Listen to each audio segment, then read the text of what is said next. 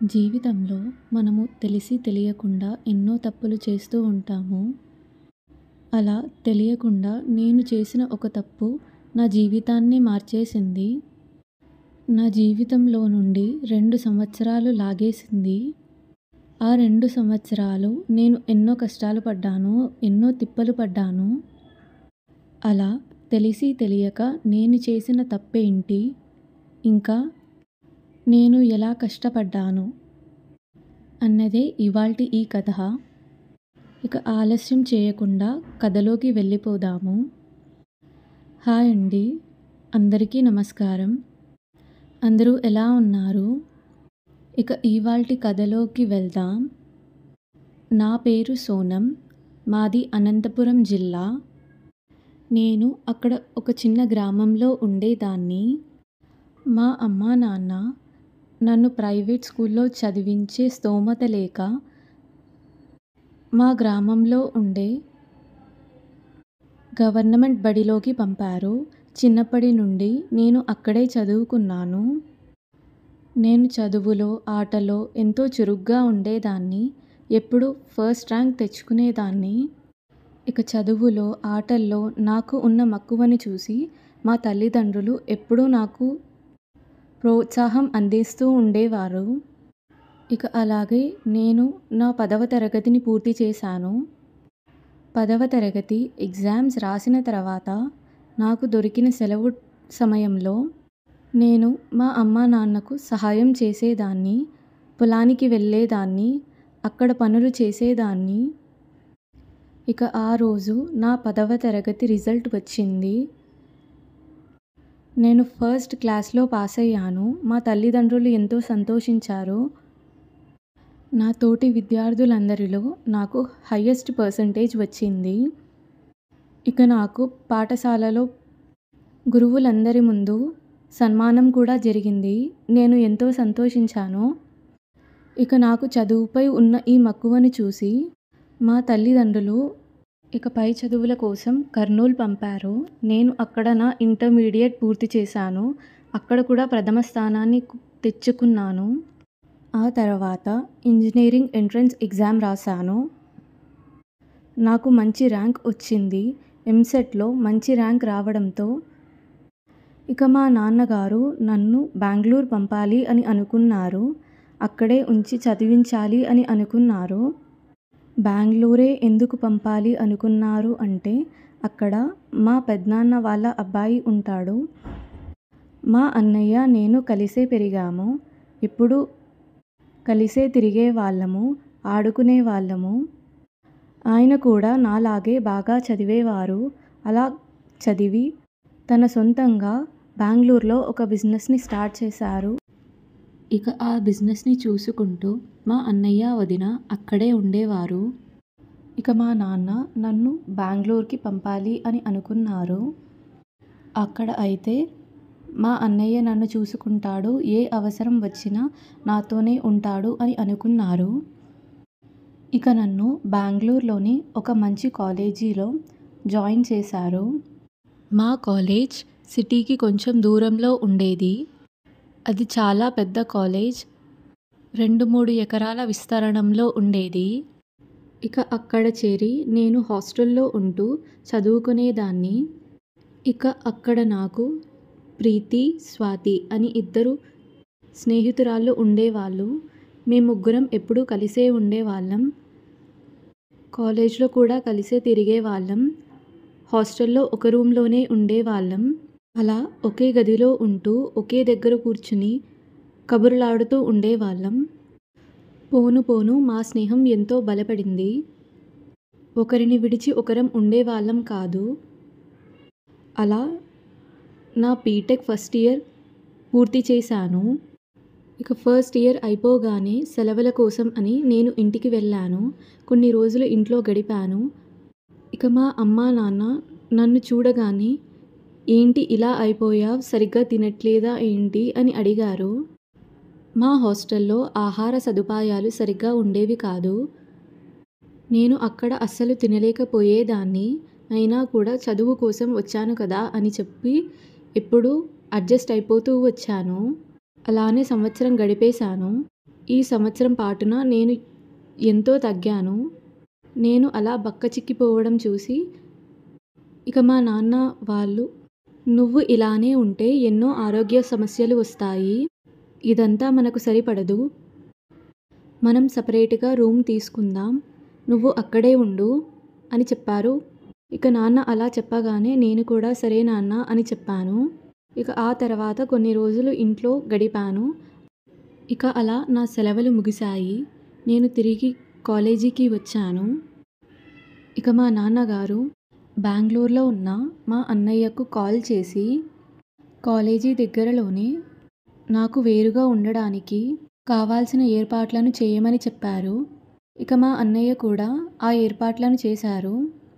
ఇక నేను వేరుగా ఉంటున్నాను అన్న విషయం తెలిసిన నా స్నేహితురాళ్ళు, "మేము కూడా నీతోనే ఉంటాము. బయటే ఉందాము. కలిసే ఉందాము" అని అన్నారు. వాళ్ళు కూడా వాళ్ళ తల్లిదండ్రులతో మాట్లాడారు. ఇక వాళ్ళు ఒప్పుకున్నారు కూడా. ఇక మేము ముగ్గురం కలిసి మా కాలేజీ దగ్గరలోనే ఒక చిన్న రూమ్‌లో ఉండేవాళ్ళం. ముగ్గురు కలిసి పని చేసుకునేవాళ్ళం. కలిసి వంట చేసుకొని తినేవాళ్ళం. ఇక కలిసి కాలేజీకి వెళ్ళేవాళ్ళం. అలా రోజులు గడిచిపోతూ ఉన్నాయి.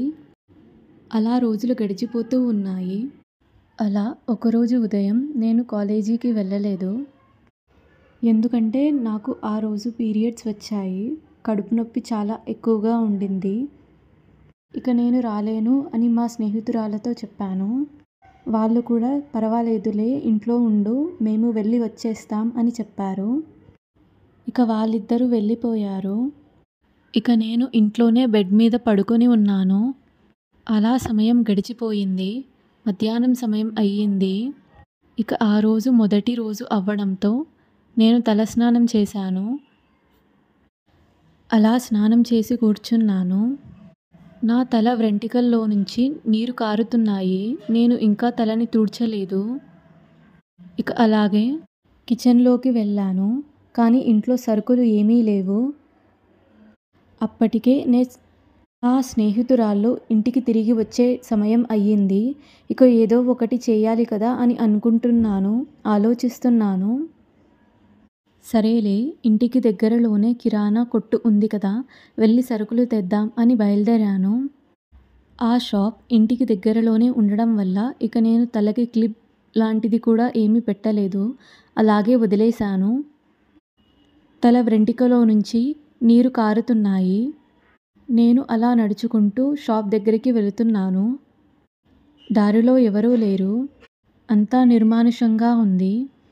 ఇక నేను అలా నడుచుకుంటూ షాప్ దగ్గరికి వెళ్ళి ఇంటికి కావలసిన వస్తువులన్నీ తీసుకొని తిరిగి ఇంటికి చేరాను. ఇక ఇంటికి వెళ్ళి వంట చేశాను. అప్పటికే నా ఇద్దరు స్నేహితురాళ్ళు ఇంటికి వచ్చారు. ముగ్గురం కలిసి పనులు పంచుకుంటూ ఎలాగో అలా వంట పూర్తి చేశాము. ఇక ఆ రాత్రికి ముగ్గురు కూర్చొని వండిన ఆహారాన్ని తిన్నాము. ఆ తర్వాత ఇంట్లో పని పూర్తి చేసుకొని ముగ్గురం వెళ్ళి పడుకున్నాం. నాకు అప్పటికే ఒంట్లో బాలేదు. ఒంట్లో నలతగా ఉండింది. పీరియడ్స్ కదా, అందుకే నాకు ఇలా ఉందేమో అని అనుకున్నాను. అంతగా పట్టించుకోలేదు. వెళ్ళి బెడ్‌పై పడుకున్నాను. నేను ఎంత ప్రయత్నించినా నిద్ర రాలేదు. అలా సమయం గడిచిపోతూ వచ్చింది. ఇక చాలా సేపటికి నిద్రలో జారుకున్నాను. ఏం జరుగుతుందో సరిగ్గా అర్థం కాలేదు. కానీ నా ఛాతీపై మాత్రం ఎవరో చేతి పెట్టి నొక్కుతున్నట్టు, నాపై ఎవరో కూర్చున్నట్టు కడుపు బరువుగా అనిపిస్తుంది. ఛాతీ ఎంతో నొప్పి వస్తుంది. నా బుగ్గలు పట్టి ఎవరో లాగుతున్నట్టుగా అనిపించింది. అసలు ఏం జరుగుతుందో అర్థం కాలేదు. కానీ కళ్ళు తెరిచి చూడగానే ఎవరూ కనిపించలేదు. అంతా మామూలుగానే ఉంది. ఇక నేనే పొరబడుంటానేమో అని అనుకొని తిరిగి నిద్రలో జారుకున్నాను. మరికొంతసేపటికి నాకు మరి అలాగే అనిపించింది. ఇక నేను అదంతా పట్టించుకోకుండా పడుకొని ఉన్నాను. ఇక మరుసటి రోజు ఉదయం అందరం కలిసి లేచి కాలేజీ కోసం రెడీ అవుతున్నాము. నా ఇద్దరు స్నేహితురాళ్ళు తయారయ్యి కూర్చున్నారు. కాలేజీకి వెళ్దామని నన్ను రమ్మని అడుగుతున్నారు. ఇక నేను మాత్రం చాలా నీరసంగా ఉన్నాను. అస్సలు నించోలేకపోతున్నాను. కూర్చోలేకపోతున్నాను. ఇక అలా ఉండడంతో నాకు ఆరోగ్యం బాలేదు. నేను రాలేకపోతున్నాను. మీరు వెళ్ళి రండి అని వాళ్ళకు చెప్పాను. ఇక వాళ్ళు కూడా సరే జాగ్రత్త అని చెప్పి కాలేజీకి బయలుదేరారు. వాళ్ళు కాలేజీకి వెళ్ళిపోయారు. ఇక నాకు మాత్రం రాత్రి జరిగినట్టుగానే ఉదయం కూడా జరుగుతుంది. ఎవరో నాపై కూర్చున్నట్టుగా అనిపిస్తుంది. వెనక నుంచి నన్ను ఎవరో పట్టుకున్నట్టుగా అనిపిస్తుంది. అలా రోజులు గడిచిపోతూ ఉన్నాయి. కానీ నాకు మాత్రం రోజుకొక సంఘటన ఎదురవుతూ వస్తుంది. ఎప్పుడూ నా చుట్టూ ఎవరో ఉన్నట్టుగా అనిపిస్తుంది. నన్ను గమనిస్తున్నట్టుగా అనిపిస్తుంది. ఎవరో నాపై నిఘా ఉంచుతున్నట్టుగా అనిపిస్తుంది. అలా రోజులు గడిచిపోతూ ఉన్నాయి. కానీ నాకు మాత్రం ఆరోగ్య సమస్యలు పెరుగుతూ వస్తున్నాయి. నేను సరిగ్గా తినలేకపోతున్నాను. సరిగ్గా నిద్ర రావడం లేదు. ఏమవుతుందో నాకే అర్థం కావడం లేదు. ఈ నా పరిస్థితిని చూసి నా స్నేహితురాళ్ళు, "నువ్వు రోజు రోజుకి క్షీణించిపోతున్నావు. నీ ఆరోగ్యం కూడా చెడిపోతుంది. ఒక్కసారి ఇంటికి వెళ్ళి రావచ్చు కదా" అని చెప్పారు. అప్పటికి కాలేజీలో ఎగ్జామ్స్ సమయం. ఇక నేను ఇంటికి వెళితే మళ్ళీ తిరిగి రావడానికి చాలా సమయం పడుతుంది. ఎగ్జామ్స్ కోసం చదవలేను అని చెప్పి నేను వెళ్ళను అని వాళ్ళతో చెప్పాను.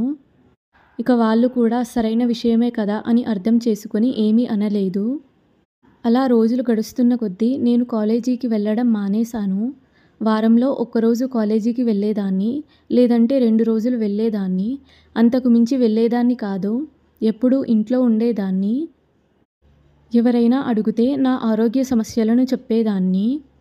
నన్ను రోజూ క్షీణించిపోవడం చూసి నా ఇద్దరు స్నేహితురాళ్ళు ఎంతో భయపడ్డారు. ఏమవుతుందో అర్థం కాలేదు వాళ్ళకి. ఇక నా బాధను చూసి తట్టుకోలేక మా నాన్నకు కాల్ చేశారు. నాకు జరుగుతున్న విషయాలన్నీ చెప్పారు. నా ఆరోగ్య సమస్యలను వివరించారు వాళ్ళు. ఇక వాళ్ళతో మాట్లాడిన తర్వాత మా నాన్న నాకు కాల్ చేశారు. చేసి నా క్షేమ సమాచారాలను కనుక్కున్నారు. ఏమవ్వింది అని అడిగారు. ఇక నాకు జరుగుతున్న విషయాలన్నీ చెప్పాను. నా ఆరోగ్య సమస్యలను వివరించాను. ఇదంతా తెలుసుకొని మా నాన్న మా అన్నయ్యకు కాల్ చేశారు. బెంగుళూరులోనే ఉండడంతో మా అన్నయ్య మా ఇంటికి వచ్చారు. అన్నయ్య మధ్యాహ్న సమయంలో రావడంతో నా ఇద్దరు స్నేహితురాళ్ళు కూడా అప్పుడే కాలేజీ నుండి ఇంటికి వచ్చారు. ఇక వాళ్ళను చూసి వాళ్ళ క్షేమ సమాచారాలు అడిగారు అన్నయ్య.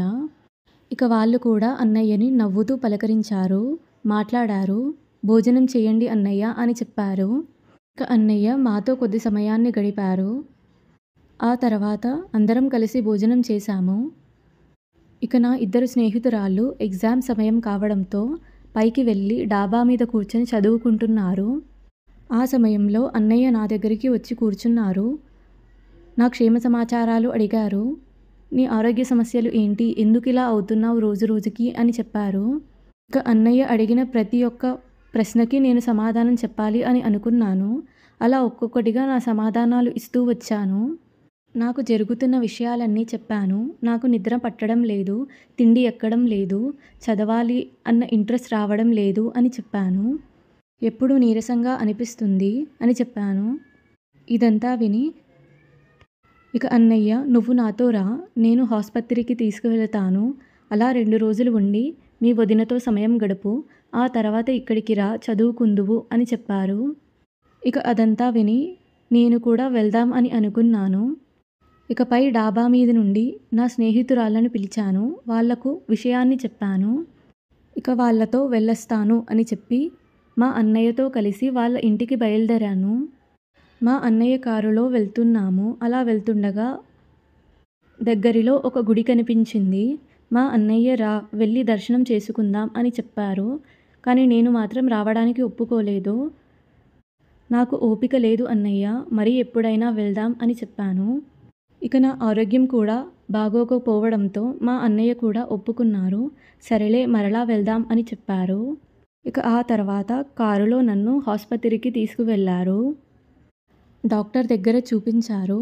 డాక్టర్ ఎన్నో టెస్టులను రాశారు. అన్ని టెస్టులను చేసి, "నీకు ఏ సమస్య లేదు. నీ ఆరోగ్యం అంతా బాగానే ఉంది. నీకు మాత్రం నీరసంగా అనిపిస్తుంది అంతే" అని అన్నారు. ఇక అలాగే కొన్ని మాత్రలను ఇచ్చారు.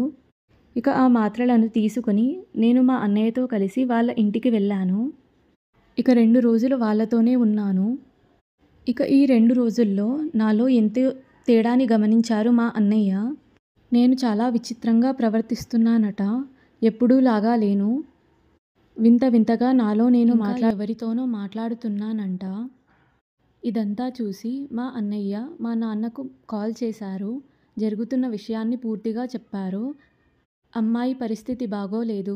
మనం ఏ మాంత్రికుడి దగ్గరకో, పకీరు దగ్గరకో తీసుకువెళ్ళాలి అని అన్నారు. ఇదంతా విని మా నాన్న అప్పటికప్పుడు బయలుదేరారు. బెంగుళూరుకి వచ్చారు. ఇక ఆ మరుసటి రోజు నన్ను చూసి కన్నీరు మున్నీరు అయ్యారు.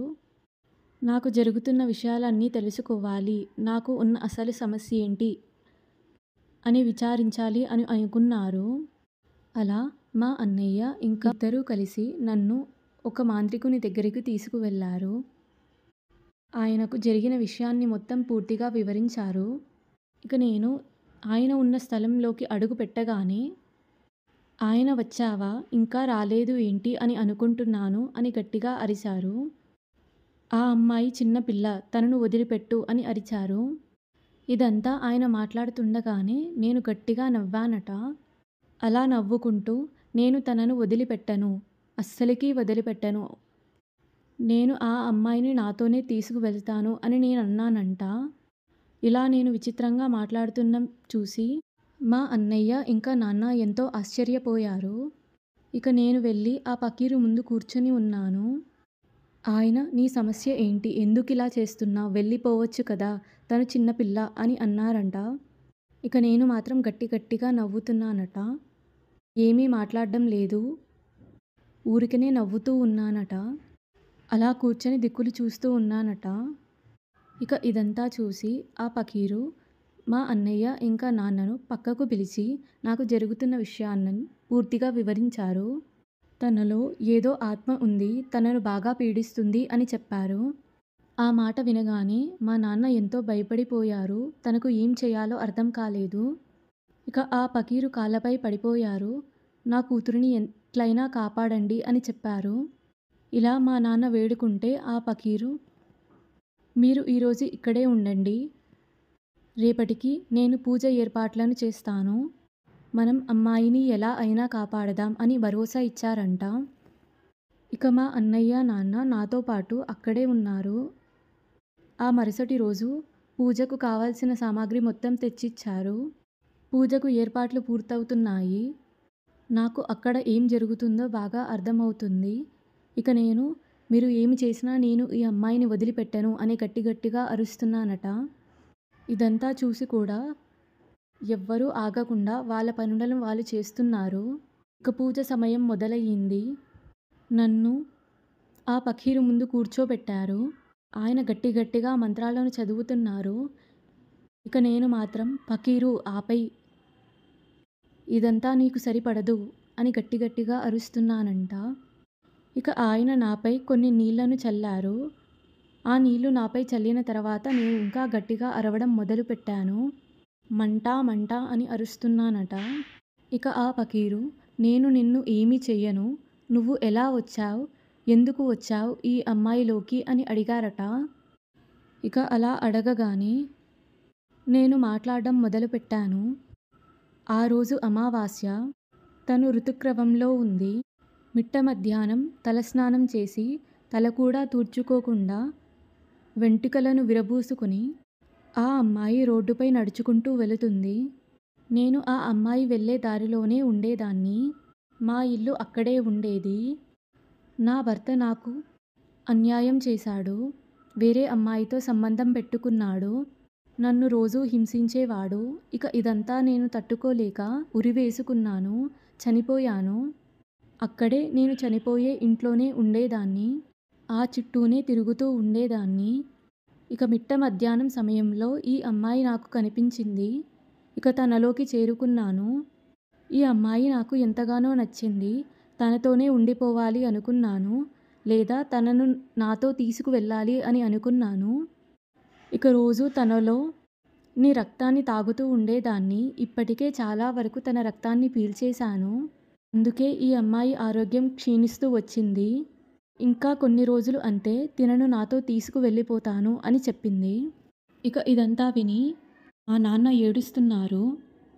ఆ ఫకీరు కాళ్ళపై పడి నా కూతురిని ఎలాగైనా కాపాడండి అని ప్రాధేయపడుతున్నారు. ఇక ఆ ఫకీరు ఎన్నో పూజలను చేసి మంత్రాలను చదివి నాలో ఉన్న ఆ ఆత్మని ఒక చిన్న బాటిల్లో బంధించారు. ఇక నేను అక్కడే స్పృహ తప్పి పడిపోయానట. ఇక ఆ ఆత్మ మీ అమ్మాయి జోలికి రాదు అని చెప్పారట. ఆ ఫకీరు చెప్పిన మాటలను విని మా నాన్న అన్నయ్య సంతోషించారు. వాళ్ళ మనసు కుదుట పడింది. ఫకీరు ఒక యంత్రాన్ని ఇచ్చారట. ఈ యంత్రాన్ని నీ కూతురు చేతికి కట్టు అని నాన్నతో చెప్పారట. ఈ యంత్రం 3 నెలల పాటు నీ కూతురి చేయిపై ఉండాలి అని అన్నారట. అప్పుడప్పుడు ఆ ఆత్మ కనిపిస్తూ ఉంటుంది. కానీ నీ కూతురులోకి రాలేదు, నీ కూతురిని ఏమీ చెయ్యలేదు అని చెప్పారట. ఒక 3 నెలలు నీ కూతురిని చిన్న పిల్లలాగా కాపాడుకో అని అన్నారట. ఫకీరు చెప్పిన మాటలన్నీ విని ఇక మా అన్నయ్య, నాన్న ఇద్దరూ కలిసి నన్ను ఇంటికి తీసుకుని వచ్చారు. మా నాన్న ఒక 3 నెలల వరకు నేను మా ఇంటికి తీసుకువెళ్ళిపోతాను అని అన్నారట. మా అన్నయ్య కూడా సరే అని చెప్పి మా కాలేజీలో నాకు ఉన్న ఆరోగ్య సమస్య గురించి చెప్పారు. పర్మిషన్ తీసుకున్నారు. ఇక అక్కడి నుండి మా నాన్న మా గ్రామానికి నన్ను తీసుకొని వచ్చారు. ఒక 3-4 నెలల వరకు నేను మా గ్రామంలోనే ఉన్నాను. మా అమ్మా నాన్న నన్ను కంటికి రెప్పలా కాపాడుతూ వస్తున్నారు. అలాంటి సమయంలో కూడా నాకు అప్పుడప్పుడు ఆమె కనిపిస్తూనే ఉండేది. నాతో మాట్లాడుతున్నట్టుగా అనిపించేది. కానీ నేను మాత్రం ధైర్యంగా ఉండాలి అని అనుకొని అదంతా పట్టించుకునేదాన్ని కాదు. అలా 4 నెలలు గడిచిపోయాయి. ఆ తర్వాత నాకు ఆమె ఎప్పుడూ కనిపించలేదు. ఇక నేను కూడా ఆ తర్వాత కాలేజీకి వెళ్ళాను. ఎప్పటిలాగానే నా రోజులు సాఫీగా గడిచిపోతున్నాయి. ఇప్పుడు నేను నా బీటెక్ పూర్తి చేశాను. ఈ సంఘటన జరిగి 2 సంవత్సరాలు అవ్వొస్తుంది. ఇప్పటికి ఇది నా జీవితంలో జరిగిన అతి చేదు సంఘటన. ఎలాగో అలాగా నేను బయట కూడా పడ్డాను. ఇక ఇది ఇవాల్టి కథ. ఇవాల్టి కథ మీకు ఎలా అనిపించిందో కామెంట్ సెక్షన్లో జరిగిన సంఘటనలను కామెంట్స్ రూపంలో రాయండి. నేను తప్పకుండా అందరితో షేర్ చేస్తాను. Thank you so much for watching. Like, share and subscribe. వెళ్ళొస్తాను. టాటా.